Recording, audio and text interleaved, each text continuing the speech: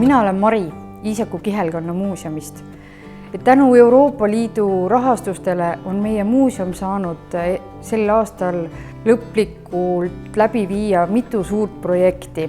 Üks neist algas juba 2 aastat tagasi ja sel aastal panime punkti selle hoone renoveerimisele. Hoone seisis tühjana, aga nüüd on leidnud kasutust kogukonna ruumidena ja näitusesaalidena. On tehtud üks suur näitus kalandusega seoses ja oleme saanud kalamulaažid, tänu millele saame näidata, millised on Peipsi järves elavad kalad.